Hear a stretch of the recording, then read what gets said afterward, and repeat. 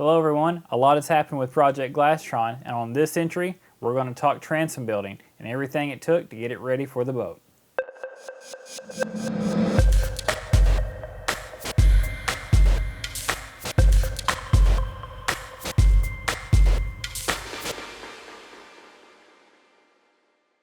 Hello everyone, my name is Josh and this is the JMink channel here on YouTube. If you're a new viewer, thanks for stopping by, and I ask that you please consider subscribing if you see something that interests you here. And if you're a subscriber already and you've been waiting on this entry, because this is entry number 8 and I'm talking about the transom building, just going to jump right into it. I took a bit of a hiatus, that's no surprise. You've seen the gap in dates on the entries on the channel. You'll know this one's been in a while getting here. So as far as transom building is concerned, I had to get started by buying a piece of 3/4 inch plywood. And the plywood I chose was pine, and it's AC grade. Now, for those of you who aren't familiar with transom building, on some of these older boats, or most of these older boats, you need it to be at least 1.5 inches thick. At least on my model boat, it needs to be 1.5 inches. So the method is you take a piece of 3/4 inch plywood and you cut your shape out and you put those two pieces together, making it 1.5 inches thick. So to do this, again, AC grade plywood, I took my old transom that I removed from the boat. You can see a previous entry. If you click on this link right here, this will take you to that. Took that old transom, laid it on top of my new plywood, traced the shape so that I know I have the exact shape traced out. Traced it twice. That way I could cut two pieces without having to stop and trace again from the new piece. It was just simpler to make two tracing templates. So here was the method I used for cutting out my transom. After I had the pattern traced, as you've seen here, I cut between the two patterns and I got basically two large rectangles, larger than the trace images onto the wood. Then I set up both pieces of wood and I put the PL glue and spread it with a tile trowel. After I had this ready, then I put the two pieces together. Now, I next put in a bunch of drywall screws to hold it together a little bit better, and I used clamps from Harbor Freight to sandwich these two pieces together, make sure they would cure. Then I walked away for a few days, letting the glue cure 100% so there'd be no issues of coming apart or anything like that. I went next and found the angle of the top and bottom portions that the transom needed to be. As the transom sits in the boat, it is not perfectly straight up and down at the back of the hull. It is sitting at an angle.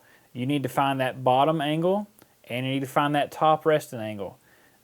Luckily, I had the old transom. So not only did I take my angle finder and find what this angle would be here using my digital angle finder, but then I was able to double check that with the actual transom I removed. And to my surprise, they actually were spot on with one another. I thought it might have got a little bit mangled up coming out of the boat, but you know, it was actually pretty accurate.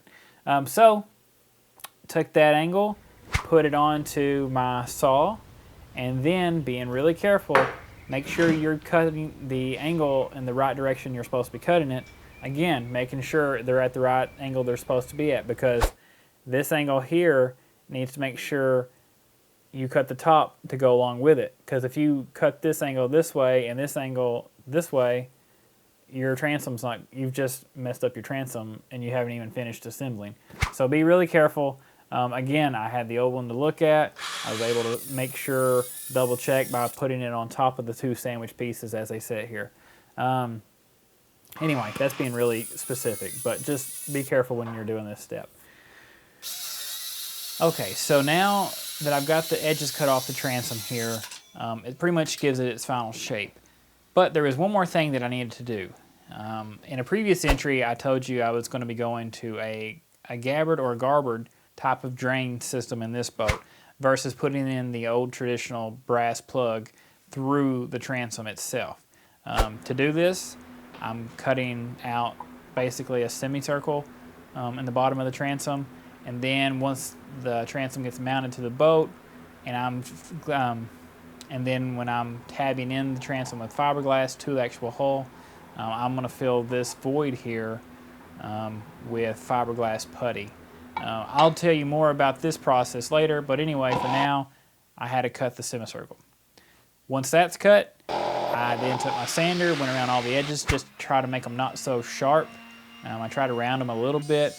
I didn't have a DA sander to really bevel the edges like I've seen others do. I just used what I had and rounded them as much as possible. So to start, I did a layer of fiberglass resin on top and a layer of fiberglass resin on bottom. This is without chop strand, and this is without any matting. This was just to kind of extra cabosil to kind of really fill some of the holes from where I took the screws out, and just kind of do a little base coating. Now, beyond that, I came back, put on a layer of CSM on the front and on the back. This was actually pretty tricky.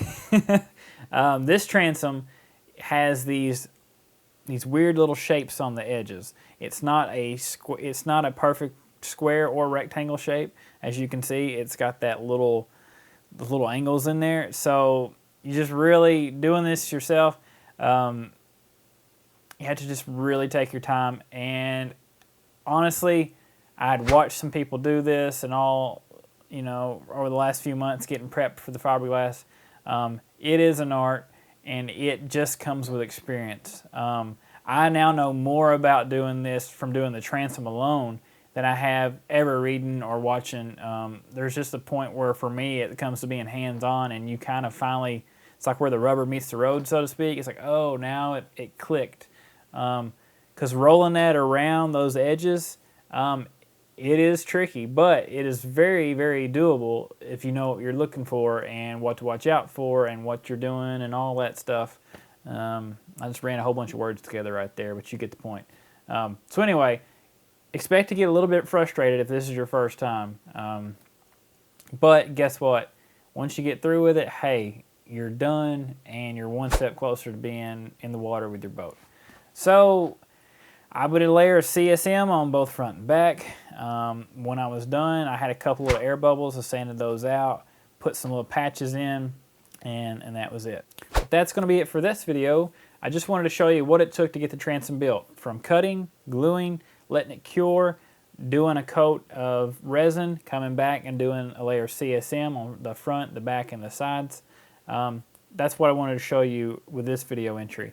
On the next time, I'm going to show you my recipe for doing fiberglass putty, which in my definition, what I call fiberglass putty is chop strand fibers, cabosil, my polyester resin, and then the hardener.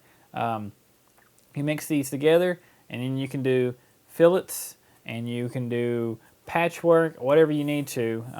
This is what I use. So next video, I'll show you my recipe. And look forward to that.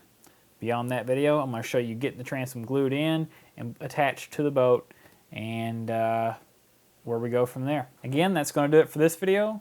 I'm Josh. This is the JMink channel. If you're new, please consider subscribing.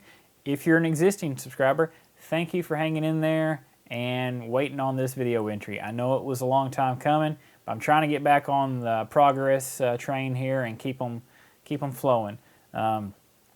Again, thank you guys and girls out there for all your support. Thank you for the questions. As always, you can follow me on Twitter too at JoshuaMink. That's my username. Feel free to send me messages. I've been trying to reply here on YouTube best I can. So I thank you for watching again, and we'll see you guys soon.